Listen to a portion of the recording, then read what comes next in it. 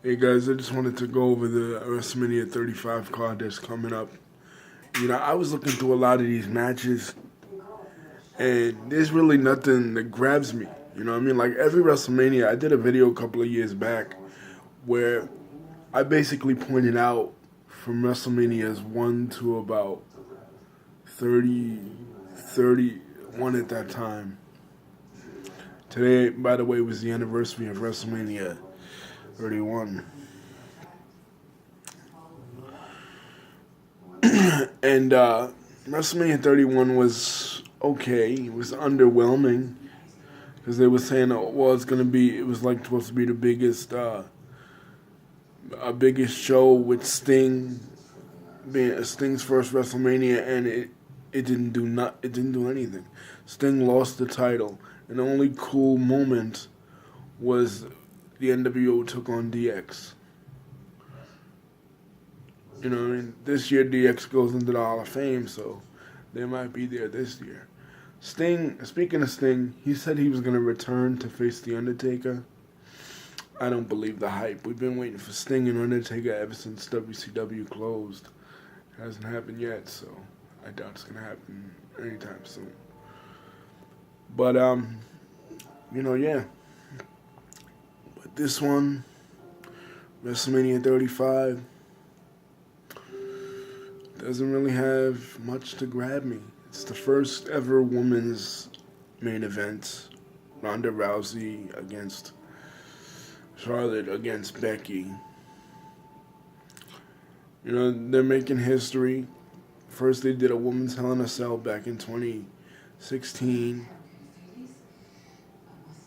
Then they did a women's pay-per-view last year. Now they're doing a all women's battle royal. They have women tag team champions and everything. Bayley and Sasha. Wrestling has definitely changed from what it was when I was coming up, where, well, in the 80s there weren't any women at all, and in the 90s they were very few, and then in the Attitude Era they were all sex symbols. Now they're taken seriously as legitimate athletes. And I guess, that's good in a way because, it gives a different point of view, a different perspective. But other than that, we have Seth Rollins versus Brock Lesnar. That is what it is, kind of a rehash from WrestleMania 31 too, because if anybody remembers the main event for WrestleMania 31, Seth Rollins cashed in his Money in the Bank and defeated Brock Lesnar rather than have the Royal Rumble winner Roman Reigns go on to beat the champion like people didn't want to happen. So that's good. And they just announced the participants for the Andre the Giant Memorial Battle Royal. This Battle Royal was never great. The first one was at WrestleMania 30, as many remember. Cesaro won that. This match was the one that took the place of the Money in the Bank matches. The Money in the Bank matches used to be a staple of WrestleMania. Then they took it out. Now they have the Andre the Giant Memorial Battle Royal. But the people who win it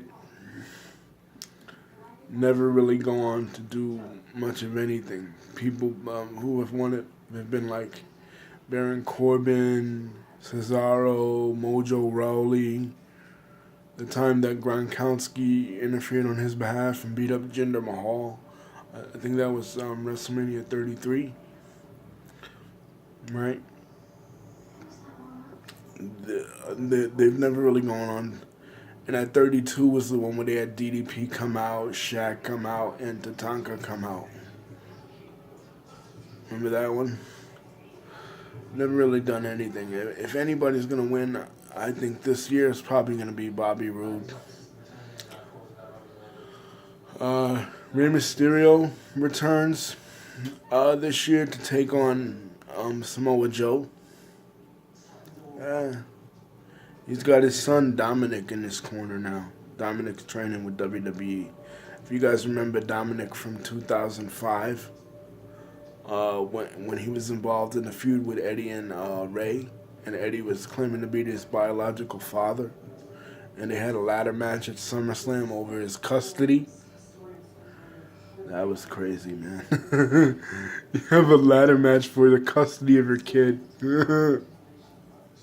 We'll have a ladder match for the custody of Dominic. Yeah. He's all grown up now. Yeah. He's a grown kid. He's in WWE right now. So, The Miz is taking on Shane McMahon. I mean, totally passable match. I don't even know why anybody would watch that shit. Yeah.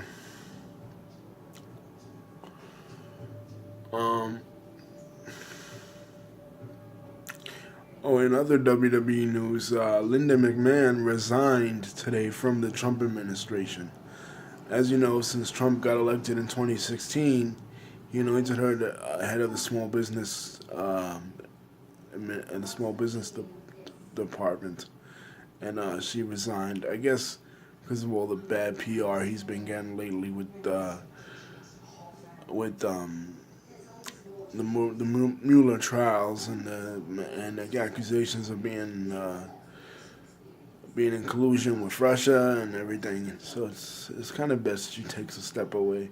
She was never a political genius anyway. I mean, she ran for Senate twice and lost. So I mean, I don't see how someone like that could be even respected in the political game. I mean, I'm sure that the McMahon family is influential in Connecticut politics, but outside of that, people just look at her husband Vince as a carny, and they have a very low opinion of professional wrestling in general in the political world. It was hard for Jesse Ventura to become governor of Minnesota,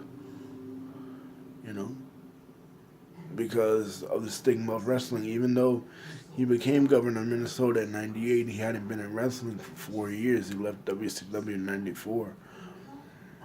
And he hadn't been in mainstream wrestling for 8 years because he left WWE in 1990. But still, that was association with WWE, association with wrestling. Wasn't a good look for him. But he didn't care, though, anyway. He actually refereed a match at SummerSlam 1999 with Mankind and Triple H and Stone Cold Steve Austin, refereed by the governor of Minnesota. Like, that's what I would like for Trump to do. Trump has had his involvements with WWE, as you know, WrestleMania 23. And, like, if WWE ever goes back to Detroit, next year they'd be in Tampa, WrestleMania 36. But if they ever go back to Detroit and Trump is still the president, just have Trump show up, man. What the hell? That'd be crazy, man. Like the president they did the whole Bill Clinton thing, the tease thing in the WrestleMania 10. It was an impersonator. But imagine if it was the real guy. Imagine the president of the United States showing up at a WWE event. It would blow people's minds, man. It would really blow people's minds. Like, people like presidents to stay aloof and not like them to engage with pop culture. A lot of people didn't like, when Obama used to hang out with Beyonce and Jay-Z, and used to, like, listen to, like, Eminem and, like, be engaged in the pop culture of the people. People really didn't like that. Reagan was the same way. Kennedy was too. Kennedy was engrossed in the political, goings on of the 60s, the 50s and the early 60s, having Marilyn Monroe singing the song and everything. I think it's cool though because it brings politics to a level where that young people can understand it. Because a lot of young people don't watch the news and they don't become engaged in uh, geopolitical goings on in the world, but they do know about music. They know some of them about wrestling. They know about movies. They know about TV. You know what I mean? So when you see presidents going on these platforms, it encourages kids to go out and vote. SmackDown to vote from WWE, Rock to vote from MTV. You know, presidents become engaged in the political, in the goings on of pop culture. What are the kids into? Especially when it's a younger president, or like Obama, or a younger, or a president that's from the entertainment world, like Reagan or Trump. Now, people didn't like Reagan and they don't really like Trump from the entertainment world. But these guys are from the entertainment world. Trump was a reality star, Reagan was an actor. You know what I mean? People liked Kennedy and wanted to be engaged with Kennedy because he was young and vital and liberal.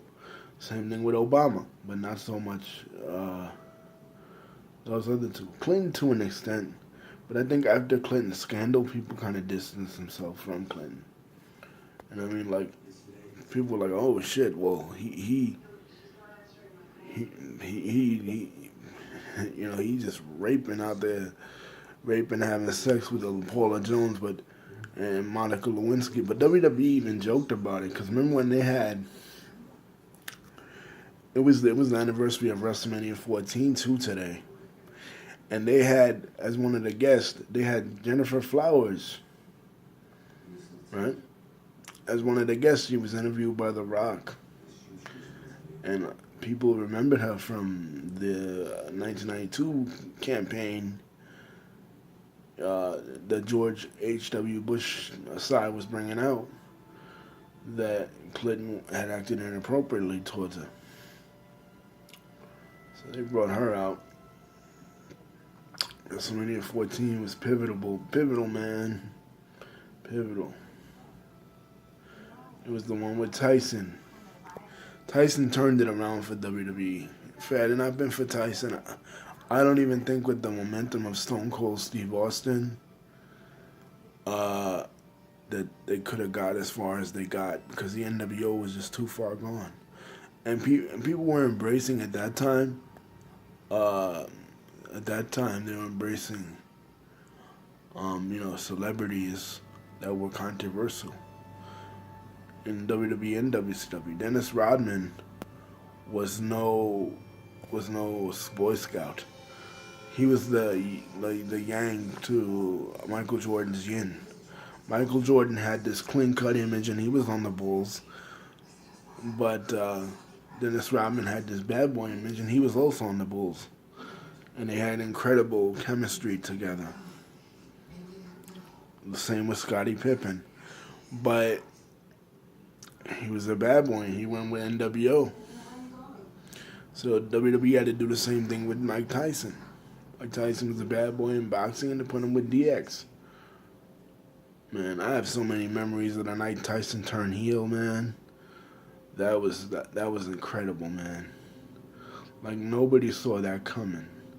And the night after after the Royal Rumble that night, man, when Stone Cold came out and he confronted Tyson and him and Tyson started pushing each other, like, you knew for years that wrestling was fake, right? But this is Mike Tyson and this is Stone Cold Steve Austin, and you know the image that WWE built up for Stone Cold that was he didn't give a shit, and you know what with Tyson he didn't give a shit. I mean, this dude had been to jail, you know, like so. So there's no telling what was gonna happen. It was 1998, boom, and like I was just like on the edge of my seat, man. And then you had Vince McMahon screaming, "You ruined it! You ruined it!" It was like, "You ruined it! You ruined it!" And like it was sort of like when Scott Hall appeared on WCW Nitro. It's like, yeah, you know this is fake and you know it's all planned, but just buying into it and you're like, oh my God, Tyson is really gonna fight Stone Cold, but it didn't go down that way. But what they did was creative. I wish they had done that though.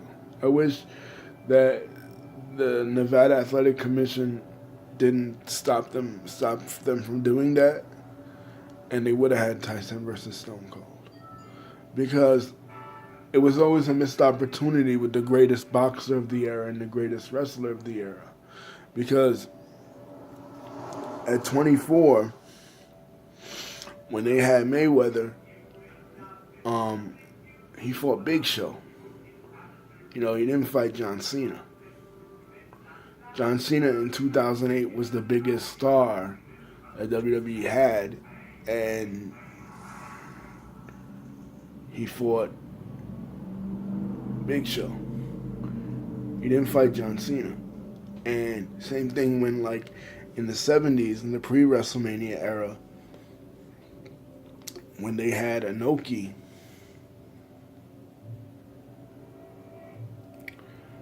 right? They didn't get him to wrestle Bruno Sammartino, who was the champion in New York and the place where they were fighting, Shea Stadium. They got him to wrestle, they got Muhammad Ali to wrestle Antonio Inoki. Like, Muhammad Ali is the greatest boxer of all time, this big, popular boxing star, and he's wrestling Antonio Inoki, a guy nobody's ever heard of. And people wonder why that pay-per-view flopped. So it was like, you never had a Tyson versus Austin. You never had an Ali versus a Sammartino. You never had a Mayweather versus a Cena. You're always missing the ball when it comes to directly boxer versus wrestlers fights and matches. The only one they did correctly was McGregor versus Mayweather. McGregor not even a wrestler. you know, like, it's crazy. Even with this, like, okay, you bring Ronda Rousey in, and instead of having her take on the best woman you've got, who's the most over in Becky Lynch, you throw Charlotte in there. Now people say, well, Shawn Michaels did a good job. He did a good job, sure. Shawn Michaels is, without a doubt, the greatest wrestler of all time. Could have been Bret Hart, but Bret didn't have the charisma. But Michaels did. But he was injured. Because remember, he had the casket match with The Undertaker at Royal Rumble 98 that year, and he hit his back, and he was gone from WWE after WrestleMania that year. So he wasn't at his best. But had he been at his best, he and Stone Cold could have had a hell of a match, which they kind of did at King of the Ring 97. Go back and look. They were tag team champions at the time, and they tore the house down. It was supposed to be Austin versus Pillman and Bret Hart versus Shawn Michaels, but Pillman, backed out, and Bret Hart also backed out, because that's when they had the Sunny Days fight. It was June of 97. It was interesting what was going on backstage in 97 when Bret Hart and Shawn Michaels were in the same company. You know, now you got the Hart Foundation going into to the Hall of Fame, the tag team, and you got DX going in. But I would like to see the Rockers go in. I don't know what WWE's deal is with Marty Jannetty. You know, they brought him in 2005, and then apparently used him for like a match. Was it like a match with Kurt Angle team with somebody, because it was around the time of WrestleMania 21 when Kurt Angle and Shawn Michaels were having their beef and shit. So they brought him in, and they had a Rockers reunion. But Bret and Shawn Michaels, man, They were the two greatest rivals in WWE forever because even in the tag team division, when the Rockers came into WWE in 1989, one of the first matches they had with the Hart Foundation. They even took the belts off the Hart Foundation in 1991 at Saturday Night's Main Event. It was never acknowledged though. So instead of the Nasty Boys, which was what they gave us at WrestleMania 7, the Nasty Boys took the belts off the Hart Foundation. They could have given us the Rockers taking the belts off the Hart Foundation. But the Rockers never won the championship. I used to love the Rockers, man. Shawn Michaels and Marty Jannetty, the tag team specialist. And had great matches with Powers of Pain. They used to knock Warlord and Barbarian onto the ground with the double drop kicks, right? And they used to have great matches with Tully Blanchard and Arn Anderson. Because they had that NWA style. Like, there was never for them, well, it was probably the Hart Foundation. I was going to say there was never for them a Midnight Express, because the Rock and Roll Express had the Midnight Express. And everywhere the Midnight Express went, the Rock and Roll Express went too. And they feuded in every territory. And even if you count like the Heavenly Bodies and an extension of the Midnight Express,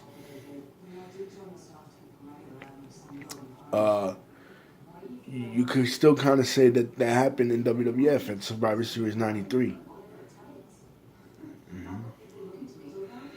Yeah, but the Rockers didn't really have that. The only thing they had close to that was the Hart Foundation. They had good matches. And then later on, Shawn Michaels and Bret Hart had good matches. Shawn Michaels and Bret Hart were feuding even in 92 when Shawn Michaels had just turned heel, right after he beat British Bulldog for the Intercontinental Championship on the last Saturday Night's Main Event.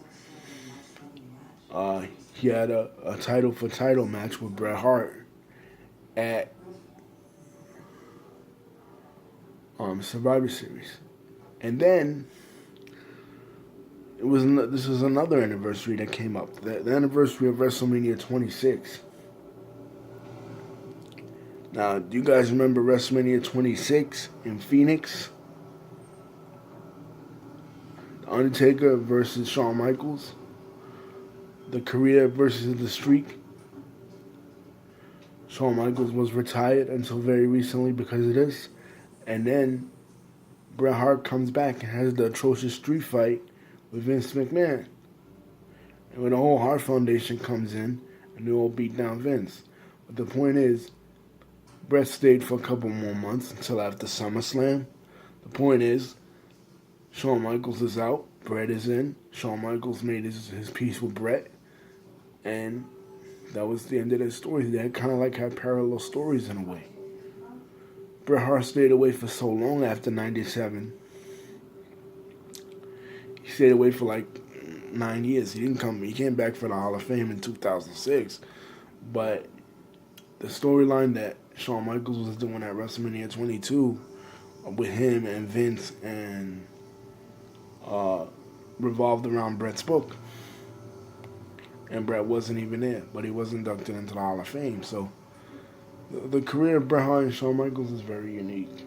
I love to talk about them because in a way they were kind of like the wrestling version of like Biggie and Tupac. Even though they didn't die, thank God both guys are still alive. But it was like they were friends, and then they became really bad enemies, just like Biggie and Tupac. And when you mention them, you always mention them as a tandem. People always mention Biggie and Tupac as a tandem, because it was a watershed moment in hip hop. The death of Biggie and Tupac, It was like Biggie and Tupac changed the game. You know what I mean? Because like one guy was the leader of the West Coast, and one guy was the leader of the East Coast. Like people say, well, why was Biggie so impactful? He only had 2 albums. Yeah, but if you was around in those days and you listened to rap in those days, um, you know, New York was down in the dumps. New York had nothing. New York had not caught up to other regions, particularly the West Coast. So we needed somebody like that, and those forces just converged. And like with the Biggie and Tupac thing, it's like there was a movie with Forrest Whitaker coming out called City of Lies about how the governments covered up the murders of Biggie and Pac, you know. But I just always compare him to Bret Hart and Shawn Michaels because, like I said, you know, Bret and Shawn didn't die. You know, Shawn suffered a debilitating injury and Bret suffered a debilitating stroke later on in WCW. But he didn't die. You know, unfortunately, rap beef got the best of him. Good thing it didn't with Jay-Z or Nas, though. Like Jay-Z and Nas, Eminem and Machine Gun Kelly, stuff never got to that level. You know what I'm saying? Because we could beef and rap all day. We could have memorable beefs like KRS-One and MC Shan, The Bridge Is Over, right? But we're not gonna kill each other, man. LL and Cannabis back in the day in '98, but that was a feud. You know what I mean? But don't kill each other, man. Big and Pac has so much to live for, man. Pac had Machiavelli coming out. Big had Life After Death, which is a very good album. And he was going to produce Puffy, and Puffy ended up being a big star after Big died. Missing You was like the biggest song of 1997, man. Anyway, guys, I'm about to go to sleep. I'll check y'all later or tomorrow. Peace.